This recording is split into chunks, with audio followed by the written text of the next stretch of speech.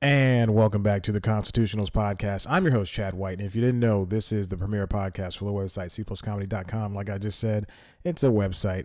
Go there. Hey, listen, this is the first, usually I record 2 podcasts in a day. This is the first podcast of the day that I'm recording.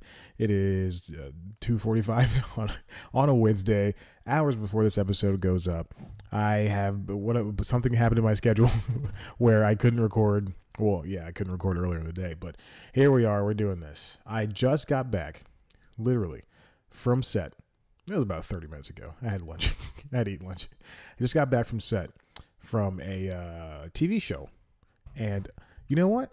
I don't know if I could say, I didn't sign an NDA, so I guess I could just talk about it. Lena Waithe was there. I guess she created the show or was producing or something like that, but she was there. She was a mere 20 feet away from me. I saw her get up. I heard her talk. I was like, oh my God. Like I think I was the only person who even knew who she was. Like I looked over. I saw where the writers were sitting. I saw them reading scripts, and then I looked at a young woman, and I thought she looks just like Lena Waithe. And I could have sworn she was wearing a flat bill cap and a big white shirt and some type of running pant. You can go see her if you go check her email. Go check her email. If you go check her Instagram right now, you can see her. She uploaded a photo that was taken about like at the place we were shooting. It was insane, and I was like, oh my gosh, I can't believe that's Lena Waithe. And I was like, I started. I'm not gonna say what I did, but I was very excited to see her. I texted a friend. Yeah, there she is. This is the I don't as if I'm. Anyway, I'll turn the thing around, and you can probably see it. Hopefully, if it's in focus or if it looks good on the shot. But yeah, she was there, and it was Lena Waithe, and that's it. I did not talk to her. I really wish I did. I was barely in the scene that I was scheduled to be in. I was gonna be inside the gym. I was outside of the gym. We were at a gym. We're at a school, but we were in the school's gym. I was supposed to be inside the gym, and they tricked me. So this morning, I leave. I go to the gym. This is the second day in a row that I've had to wake up at 4 o'clock or 4:30 rather than my regular time of 5:30 and go to the gym an hour earlier, and then leave early than I need to leave. And then I didn't get a good core workout in today. Nor did I get one in yesterday. Good one, one in period yesterday. I'm adjusting the mic so you can hear me better. So I leave the gym. I leave with enough time where I think, I didn't even schedule this. I could come home and I could at least wash my face and grab some stuff I forgot, to put in my bag and stuff. And then they say they need gym extras, so I just go from the gym to this place, to home to this place without even taking a shower. So I'm sitting my stinky little butt where I sometimes take a nap, sometimes take a day nap, and I'm sitting my stinky little butt right here. That's not the worst of this thing's seen. It's such a dirty thing to say. So I go to this place. We're meeting at a I don't know, I guess a church. I don't know if I'm supposed to be talking about this. Again, I didn't sign an NDA. We were meeting at a church, and then we all caravan over to this school. And they have us in this hot room that's like right next to the gym, but it's like super hot. And basically they started. So when we were at this church, they were giving us like, they were checking to see if your wardrobe was fine. Turns out you can hear them motorcycle right through the window. It turns out that they liked the look of the cut of my jib. They liked the look of me, like just me, not just like my clothing. And this is a little brag on me. And they pull me out of the lineup, and they go, "You, what are you here for?" And I was like, gym extra background. They're like, "Do you want to be a coach or training coach?" And I went, "Yeah, that'd be great." And she's like, "All right, there's supposed to be somebody else here doing it, but if he's not here, then you're gonna do it." I was like, "Great, cool." And then I overheard, like, not even a minute later, the guy walks in, but he's not even dressed. I was so mad. And then anyway, it was fine. It was whatever. I got paid to sit around for 5 hours and not do anything. I didn't do it. So we get to the school and I don't do anything. They pick out groups of these gym people, and somehow I make my way to a group that barely got on screen and that barely did anything today. And I said, and then the worst part is I left. I had this all planned out. I downloaded an episode of Jack Ryan from Amazon, 2 episodes of Star Trek Enterprise, and on the Netflix side, I downloaded an episode of Maniac. I was like, all right, if I'm going to be here for 8 hours, I'm going to watch something, and I have a book, Creativity Inc. I'm still making my way through that book. And it's really sad because Ed Catmull, the guy who wrote the book, is retiring from Pixar. So anyway, so I'm just sitting there, and then I realized I left my headphones, my battery pack to charge my phone. They're all in my book bag, which is in my car, which is out in the parking lot. And I have to go through like 2 people just to go outside, to go to my car, which is on the other side of the campus of the school we were at. Oh man, it was not fun to have to sit there and worry about my phone dying. And then also I didn't get a signal. So every time I would check an Instagram or read an article, my phone would have to go through like 3G and because we were out in the not even, I wouldn't say boonies, but we were south of the city, so it sucks. Anyway, that's all I have going on in my life. That's all I have going on in my life. Still doing the application, if you're wondering. It's still a show that's still going on. And it's a very, I don't want to say good show, but it's a show that exists. and somehow I keep having ideas for it. How many ideas do I actually have for it? I don't know. We'll see. But I have not watched any new shows. I've just been catching up on all of the DC shows on the CW. Not all of them, only on 2 of them, which are Arrow and The Flash. Supergirl, I've fallen off. I cannot get back on that train. And Legends of Tomorrow, I don't plan on getting on that train anytime soon. I like the characters and the people, but it's just too much for me right now. Too much for me right now. And then there's nothing else going on. Oh, I did work on that indie film. Those children are very loud. Yesterday I finished recording the application, and I guess these girls are practicing cheerleading outside because I heard them loud and clear. These tiny, 5-year-olds screaming, BANANAS. I don't know if that's what they were spelling, but they were spelling something. I wasn't really paying attention. But 1 it was cold that day, and 2, I don't know why they're doing that outside my window. Why do children do anything? Why do children do anything? The story of Chad White. That's my story, and I'm sticking to it. But like I said, I've only been watching the DC stuff. This TV season's been going pretty well for both the I would just say just for the Flash. I don't know if anything else. I'm really just honestly, I'm just vamping until I get to the second half of the show so I can talk about the stories I want to talk about. It's very interesting. I'm on a couple of dating apps. I don't know if I don't want to talk about this. I'm on I really shouldn't. Oh, I saw mid-90s. Okay, so the mid-90s is the movie. I think it's mid-90s or mid-90. Yeah, mid-90s. Mid-90s is the movie that Jonah Hill wrote, and I believe he directed. I assume, let's see. Jonah did direct this movie. So it is a movie that he wrote and he directed, and it is about a 13-year-old kid who lives in Los Angeles in the 90s sometime, and he's hanging around, and he sees these kids skating, and he goes, oh, I want to be a skater. And then he does what any little kid does. He starts falling into the pattern of being a child and copying the older boys that he wants to hang out with. I didn't know he was 13. He seemed way younger, because very strange.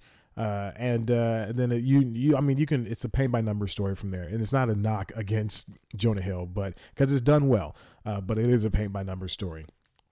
So his kid, Stevie, starts hanging out with, all of these other kids. I'm not going to name all of them because there's only 4 of them, and I'm not going to name them because one of them has 2 curse words in his name.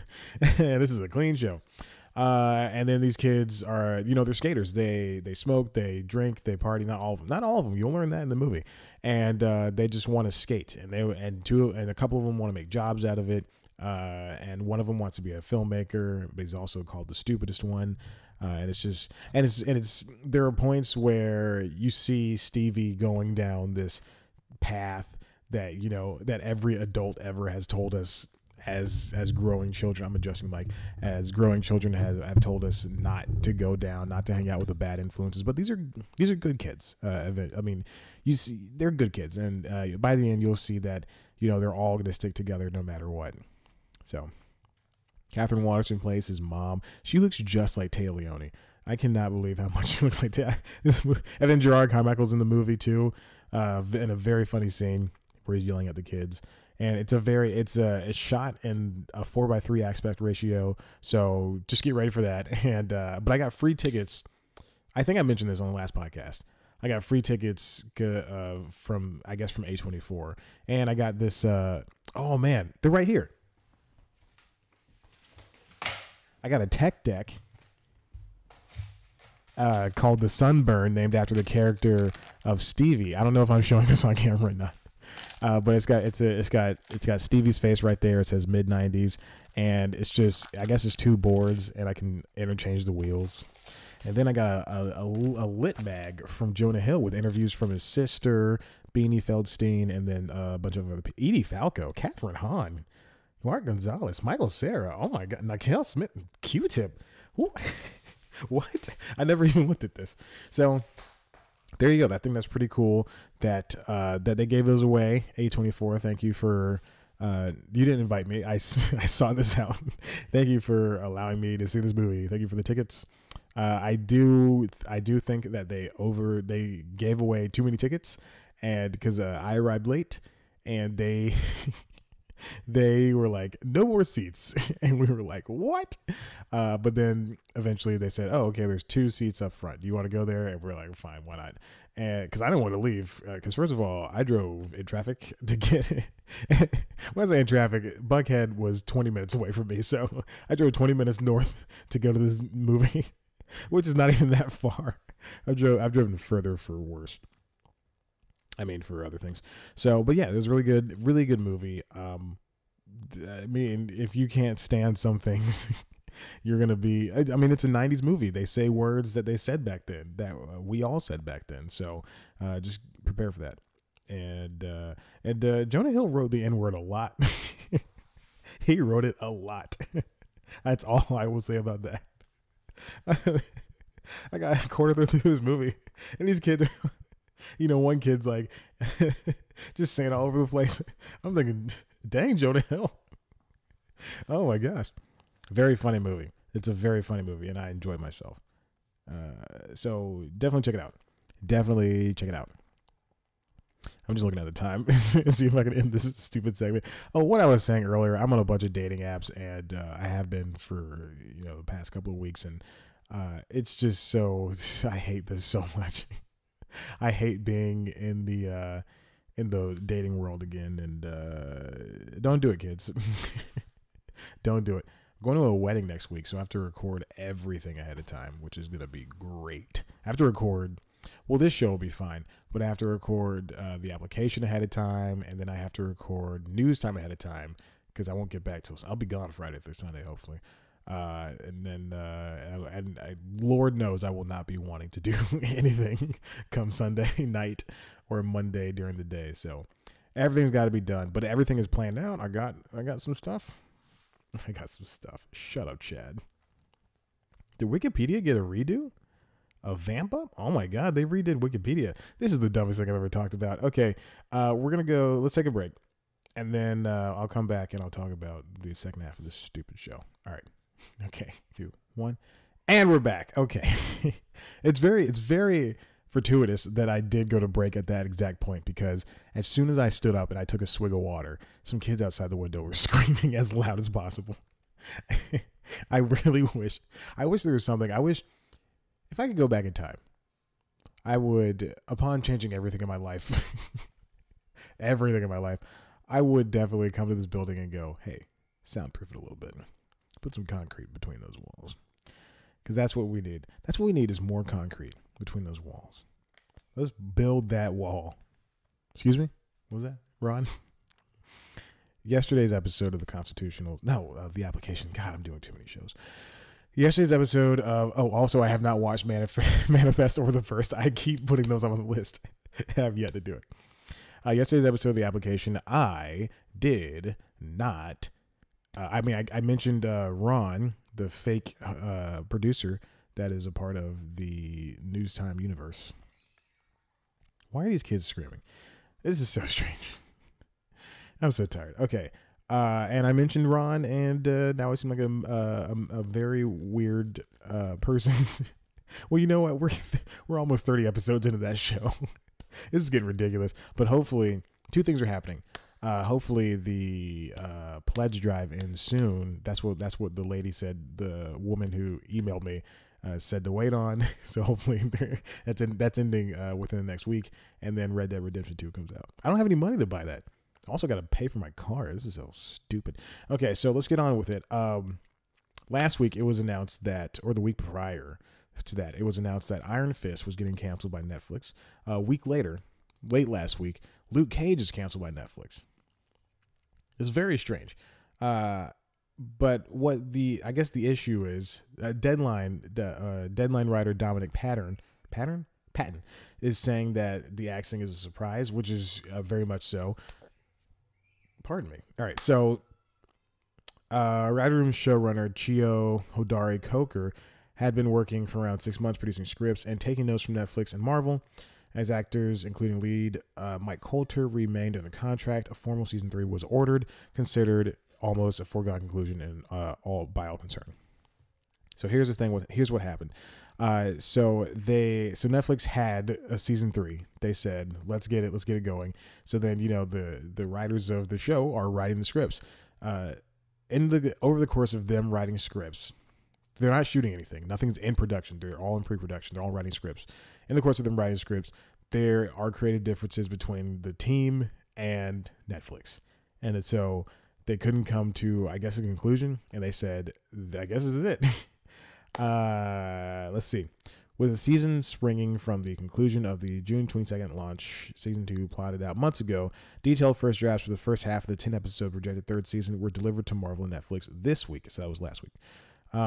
We hear that some execs had issues with the more developed scripts, even though the script strongly incorporated suggestions for both Netflix and Marvel brass. Added that the writer's room was put on hold for a week in September as a streamer and the Disney-owned company were figuring out the mechanisms of changing the deal for the planned Luke Cage third season from the original 13 to 10 episodes. They were just dropping episodes. That's crazy. What I think one of the issues is someone like a Ted Sarandos. So I don't want to put the blame on him, but I would say a bunch of people higher up at Netflix were seeing that Disney's streaming service is ramping up. I guess they got wind of how it's ramping up, and obviously the shows that were created for Netflix are going to stay on the service. There's no way. I mean, you can't pull it off. They would have to. I think Disney would have to buy out Netflix for those episodes, for those TV shows, the Defenders, Jessica Jones, Iron Fist, and Luke Cage. Yeah, but I don't know. I think that they got wind of how the series, we're getting all of these announcements for shows and movies that are being made just for Disney streaming service, and they're huge movies so far. They're huge movies, and eventually that's going to be more Marvel shows. I can see that Marvel Spider-Man show moving from Disney XD over to whatever the hell the Disney thing is called. That's not a curse. I can say whatever the hell. It's not a curse. Anything I can say on radio, I can say on this stupid show that no one listens to. So let's see. There have been new showrunners for every season of Daredevil. Oh, Daredevil was one I forgot. Raven Metzger took over for Iron Fist for its second and final season, and Jessica Jones, Melissa Rosenberg, is heading off to an overall deal with WB-TV once season 3 of the Kristen Ritter-led series is done. Another sense the cancellation was a done deal as the situation became less tense on the corporate level. The Marvel shows on Netflix are costly to make, even with the New York's generous tax credit. Really? Back in 2013, the streamer paid top dollar for the series that it doesn't even own. So cutting Luke Cage loose was a shifting bottom line at all. Was shifting was a shifting bottom line call. Oh, okay. All right. I guess that's smart. With the high cost, there has been pressure on the Marvel series to overperform in viewership. Okay, so yeah. Okay, so here's the thing I want to mention. So we don't have viewership numbers for Netflix shows. They never release viewership numbers, and then that's why Nielsen is trying to find. Nielsen's the ratings company. They're trying to find ways to measure streaming shows because companies like Netflix. I don't know if Hulu releases metrics. I doubt they do, and I don't think Amazon does it too, because they're all copying each other. I found here's an article from comicbook.com. Marvel's other Netflix shows could be in trouble according to new data. All right, so like I said, Netflix never releases this, but Business Insider is claiming to have the scoop on the statistics that reveal Netflix's logic is in canceling Luke Cage and Iron Fist, and why more series are about to also get the axe. Which is very true because Netflix is canceling series left and right, even though they gave shows like Insatiable a second season. And what's the one I interviewed that comedian for? Nick Dodani. He's on Atypical. That one today just got a season 3 renewal. But I think that's just for different reasons. I think that has we'll get into the numbers for Luke Cage and Iron Fist soon. All right, so the actual numbers, and I'm reading this verbatim from comicbook.com, so check it out. Luke Cage's season 1 had 300,000. This is all from social media impressions. 300,000 social media impressions for Luke Cage season 1 going into its premiere. By season 2, it was only generating about 50,000 impressions. Iron Fist season 1 came in on 120,000 social media impressions. Season 2 only generated 20,000. Jessica Jones season 1 generated 300,000 impressions, much like Luke Cage season 1. Season 2 had around half that number. Daredevil season 1 generated 275,000 impressions, and remember, I think that was the first show that they had. And season 2 had a good holdover with 200,000, because again, I think it was still the only show, and we had Jessica Jones coming, and they were just talking about Luke Cage, I believe. And the newly released season 3 had 75,000 going into October, with a higher total expected by month's end, which is all very strange. So this data comes from Crimson Hexagon, and it was given to Business Insider, and it shows the social media buzz, and that's how they're basically getting that. No one really knows if 300,000 people watched. I mean, it could be. I mean, I guarantee it was at least 3-5 million people to watch that. It's very, but they're measuring, but the way that we're reviewing these numbers, it makes sense, because if no one's talking about the show, what's the reason? What's the point in continuing on with it? But it's also the aspect of the biggest company in the world that you were once friends with, partners with, is leaving you within the next few months, and they're going to be competition rather than something that's symbiotic, working in tandem with you. One thing that I would like to, and like I said, I don't like anything superhero anymore. I'm done with superhero stuff, except for the cartoons like X-Men Evolution and Justice League Unlimited, even though those are stuck on the DC streaming service now. Oh God, I just gotta buy the Blu-ray or the DVD, whichever one comes first, or streaming. I prefer the discs. And I only watch The Flash and Arrow, and I'm about to drop Arrow. I really am. And maybe I'll pick up Legends. Who knows?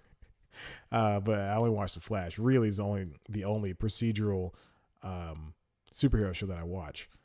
But you want these things to survive, because they do open up doors for other avenues. Luke Cage was a predominantly black series, and lesser so than Black Lightning, which is one of the... Oh, I watched Black Lightning. Okay, there you go.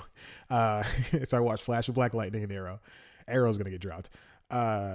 Black Lightning's the only show that's not getting, the same recognition as Luke Cage. But one's on network TV and one's on a streaming service. But one had the advantage of being on a streaming service. Even so, it's very strange to me. One thing I would like to see is since they canceled both of these shows, bring Iron Fist, bring Luke Cage, put them together, make a Heroes for Hire TV series, and do it that way. Because the way that these things, I tried watching Daredevil season 1 last year when season 2 came out, and it was just slow and boring. And one of the things that was in the back of my head the entire time was, this show is happening around the time of the Avengers mentioned stuff. And like Jessica Jones season 1, they mentioned the Hulk, but she only said the big green guy. And that just bothers me so much. Just, I wish that they would acknowledge each other. It's the easiest thing. It took DC's shows forever to get to the point to where they are. And I think they're messing up a lot, because they're just not mentioning each other. I mean, I know they shoot at different times, and I know that they don't want to be dependent on each other. I know that's a whole thing in itself, but don't pretend that things don't exist. There's a Punisher TV show? Is that true? Oh my gosh. Oh my gosh. That's insane. So yeah, it's just, for both of these shows, you live in this universe. You live in this expanded universe. Talk about each other. Don't be afraid. I understand that they don't want to pull the focus away from the movies, or pull the focus just to the movies, but I don't know. If Agents of S.H.I.E.L.D., they had a bunch of references to the whole movie verse. I mean, I don't understand why. There were episodes. I remember the only episode of Agents of S.H.I.E.L.D. I've ever seen was the one that came out with Captain America Winter Soldier. And I did not know what was going on. But they directly tied to each other. And I guess that's when Hydra infiltrated the company or whatever. I don't care anymore about this stupid thing. This is so dumb. This is so stupid. Either you go all in or you don't. And that's why you're wasting my time. Very strange. Very strange. It's very strange that Netflix would cancel these shows. I mean, I understand why they canceled Iron Fist. I get it. I understand. I didn't even watch that show, and I heard the backlash, and I think, well, that makes sense. So here's another thing from Deadline. After the end of the Finn Jones-led Iron Fist on October 12th, and now Luke Cage down for the count, the number of Marvel series on Netflix has been cut by 40%. Only Daredevil, Jessica Jones, and Punisher remain. I don't know. That's very strange. I wonder, with Jessica Jones losing their person and their showrunner, and Daredevil season 3 coming out soon, I wonder if they would just end all of them. Because ultimately it's Netflix's decision, because they're footing the bill. No formal word yet if Netflix's first Marvel series Daredevil will be coming back for a 4th season. However, with the axe swinging, a lack of Daredevil season 4 would be the clearest indication that the once warm and fuzzy Halcyon days between Marvel and Netflix has hit an ice age. I mean, that's just that's very bitter of them, but yeah, that's how it goes, I guess. That's how that goes. I don't know. Like I said, just have a universe and talk about things. Don't just have sly little references. Like in DC, in the DC shows on CW, sometimes they have like a Felicity will pop up on the Flash from Arrow. She'll go and one of the things is, here's what I'm thinking. I was watching Arrow this week, and I think about this periodically. Arrow is in jail right now. All right. Arrow's in jail. Barry has he has an extra speedster, his daughter, right now. I know he's busy with protecting his city, but he's the fastest man alive. Why doesn't he run from Central City over to, I think Central City is in the center of the United States. I don't know why. I think that, shut up, Chad. Central City is here. Why doesn't he run all the way over to Star City, which I assume is closer to Detroit? For some reason, I think Star City is near Detroit somewhere. Why doesn't he run Why don't they ask him, say, hey, can you come here real quick? Or have Cisco vibe them over there, say, hey, can you help us really quick? We're having troubles. There's a guy running around as the Green Arrow, and he's killing people. Can you help us find him and stop him? Sure. Thanks. Bye. That's what should happen. That's every conversation. Why don't they do that? I don't understand. I would do that all the time. And I don't care what the network says. I don't care what the showrunner says. It would be so funny. Because they're all in Vancouver. They're all shooting around the same time. You know, Berlanti's at all the shoots, I assume. All right, I got to stop this so I can do this other stupid podcast. Hey, if you like what you heard here, why don't you head on over to cpluscomedy.com, where we've got a couple of interviews and some podcasts and a show. You can also head on over. That's where you can also check out. You can subscribe to the Application Podcast, which is a show where I beg WABE to give me a job. And you can watch video versions of this podcast there, as well as on youtube.com/cpluscomedy, where News Time, the premiere show for C Plus Comedy, lives. That show is a great show. It's an entertainment news show that dives deep into one story. That looks like I'm holding up with two fingers. One story, and tries to make it interesting and funny and stuff like that. This week's episode is about HLN. It dropped 3 of its presenters last week: Michaela Pereira, Carol Costello, and Ashley Banfield. Oh boy, names. And they all had shows within the past year. They all started shows there within the past year or some change. And it's sad that they did that. And now they're making Morning Express and On the Hill last for the first 9 hours of the day. So I made an episode about it, and it's a really good episode because I sit down at a desk this time, and I treat it like it's a late night show. And it really got me thinking I might do a live show, some type of live show, stage show that I want to write. That I think I have an idea that I've had for a very long time. I don't know if I discussed this on the application, so maybe I'll discuss it here. It's a show about it's a show called Not a Dating Show, a Talk Show, and it's a show where I'm the host and I interview famous people like I do for the website. But in the middle of the interview, I go, "Hey, you want to go on a date with me?" And we go on a date. So we'll be like working out with Terry Crews, magic with Neil Patrick Harris, stuff like that.